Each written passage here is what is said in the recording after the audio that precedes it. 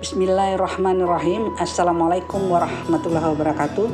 Sebuah gagasan telah tertuang dan memang tidak mudah untuk mendorong perempuan-perempuan hebat yang Widya Iswara ini untuk menuliskan dengan gamblang apa yang dirasakannya selama menjabat sebagai PNS.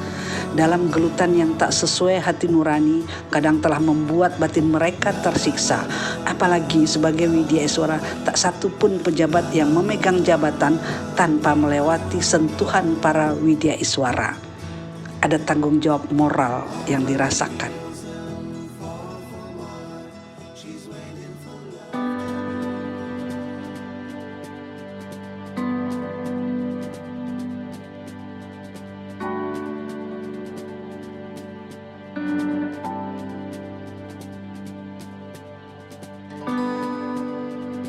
Widya Iswara harus terdepan menolak korupsi dan menjadi role model agar peserta didiknya juga bisa mengikuti perubahan yang terjadi.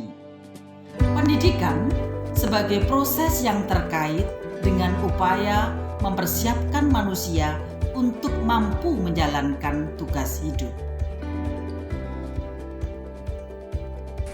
Bayangkan jika kita terbiasa meminta cleaning service untuk mencucikan kendaraan kita di kantor misalnya, maka itu adalah sebuah tindakan koruptif. Mengapa? Karena air dan listrik dibayar dengan menggunakan uang negara. Begitu juga hal-hal kecil lainnya, misalnya menggunakan kertas untuk kepentingan pribadi. Kalau hal-hal kecil ini dilakukan oleh banyak orang, bayangkan berapa banyak kerugian negara yang dapat timbul karena itu. Mari kita hindari korupsi, kita mulai dari hal yang kecil, dari diri sendiri, dari sekarang juga. Saya terperangah dengan tawaran komisi. Mereka bilang, kita bermain di angka berapa, Bu? Sungguh kata-kata ini pertama sekali saya dengar. Mengapa begitu? Karena pada saat itu memang pertama sekali saya bersinggungan dengan pengadaan barang dan jasa melalui tender. Wah, saya bingung mau jawab apa. Kemudian tanpa basa-basi, saya menjawab, siapkan sesuai dengan prosedur dan ketentuan yang berlaku.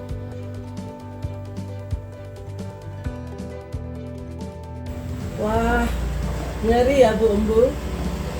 Kita perlu melakukan upaya perubahan sikap dan perilaku aparatur guna meningkatkan kompetensi ASN sehingga pelayanan yang diberikan kepada masyarakat dapat berjalan sesuai dengan yang diharapkan dan terhindar dari yang namanya korupsi. Ya, betul sekali Ibu. Belum lagi ternyata sebagai PNS banyak yang tidak paham dan tidak mampu membedakan antara gratifikasi, suap, pencucian uang, perilaku korupsi, dan korupsi itu sendiri. Ada peserta diklat yang mengatakan banyak hal yang ia lakukan selama ini termasuk perilaku korupsi dan dianggap lumrah atau hal yang biasa-biasa saja.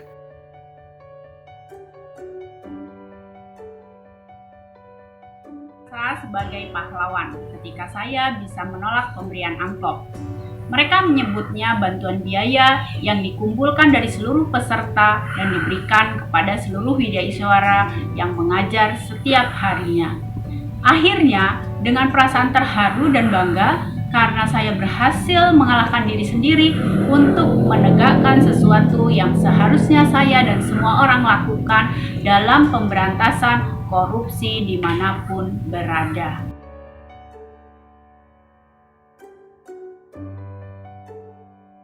Saya percaya Widya Iswara memegang peranan yang sangat penting untuk memastikan seluruh pejabat publik dan ASN memiliki pengetahuan dan pemahaman terhadap hal-hal apa saja yang harus dilakukan untuk menjauhi tindakan korupsi dan apa saja konsekuensinya.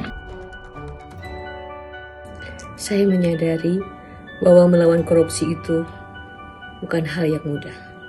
Oleh karena itu, perlu persamaan persepsi sesama ASN bahwa ketika pimpinan menolak gratifikasi dari pihak ketiga, itu bukan berarti pimpinan tidak memperhatikan kesejahteraan anak buah.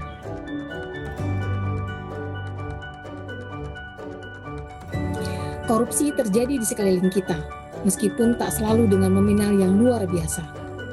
Korupsi tidak serta-merta terjadi, namun lahir karena dipupuk sedikit demi sedikit dari pembiaran kita terhadap sesuatu yang salah meskipun kecil. Karena itu, mulailah untuk melakukan suatu kebenaran secara konsisten, walaupun kecil, mulai dari diri sendiri saat ini juga. Sampaikan dengan tegas, saya menolak korupsi.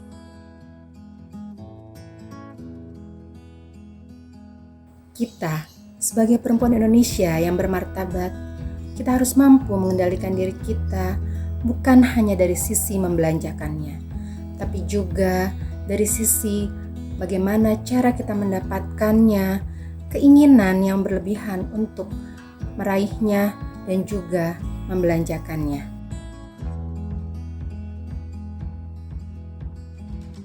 Saya jadi teringat ketika kecil dulu sangat menyukai kisah Pinocchio. Seru saja karena hidungnya bertambah panjang setiap kali berbohong.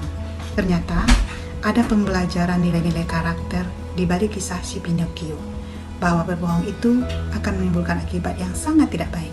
Saya percaya bahwa kebohongan-kebohongan itu akan menimbulkan banyak kebohongan-kebohongan yang lain, termasuk juga korupsi yang pasti diawali dengan kebohongan.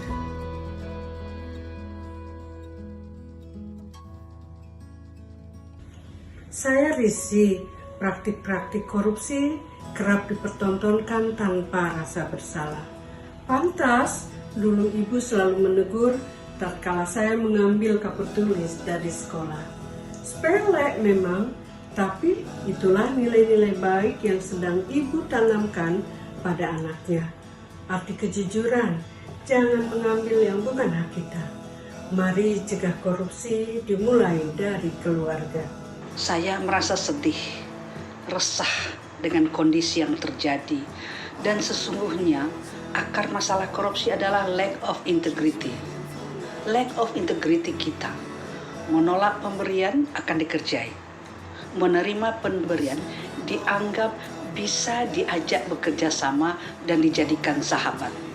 Orang lurus bisa dijadikan orang salah, sehingga kita merasa kacau antara mempertahankan idealisme dan pragmatisme.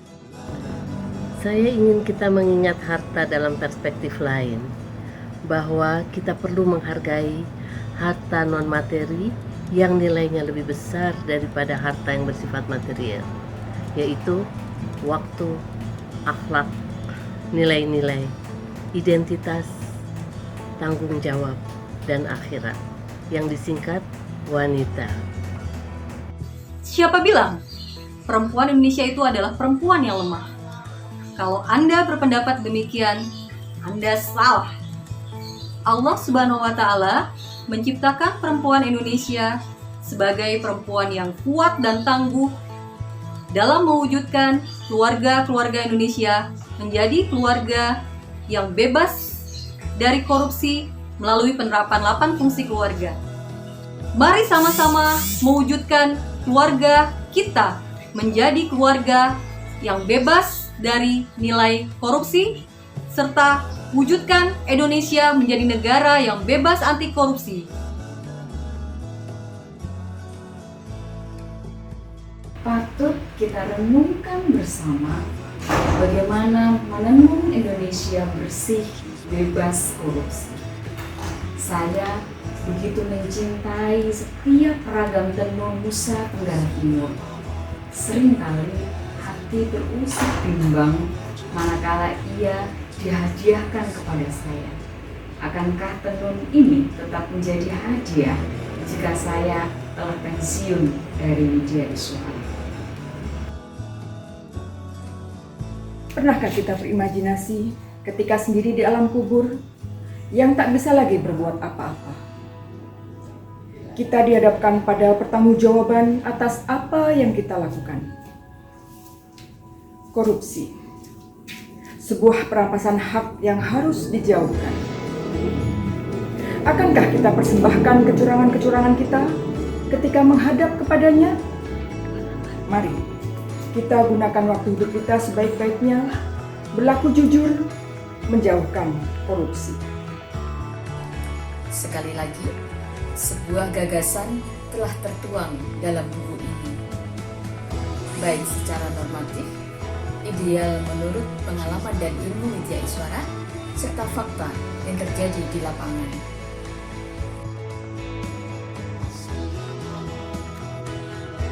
Keberanian yang dituangkan dalam tulisan ini juga bukan sekedar tulisan, tapi dalam praktik penolakan yang kita mulai dari diri kita dan kita mulai dari sekarang. Terima kasih untuk semua yang mendukung, Bapak Lalu Henry Yujana, Bapak Adrinov Acaniago, Bapak Suhajar Diantoro, Bapak Febri Diansyah, Bapak Denny J.A., Bapak Yudi Latif, Bapak Sarjayadi, dan Bunda Pipit Senja.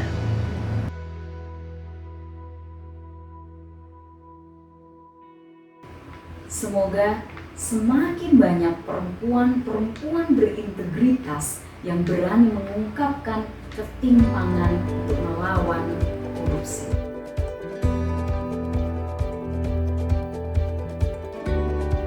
Sekali Sekali lagi, lawan korupsi. Kita tetap berjuang dan harus bersama-sama dimanapun posisi Anda. Selamat membaca buku Melawan dalam Gelombang Badai. Agar hati nurani kita semua terketuk untuk melakukan perubahan bersama-sama. Amin. Wassalamualaikum warahmatullahi wabarakatuh.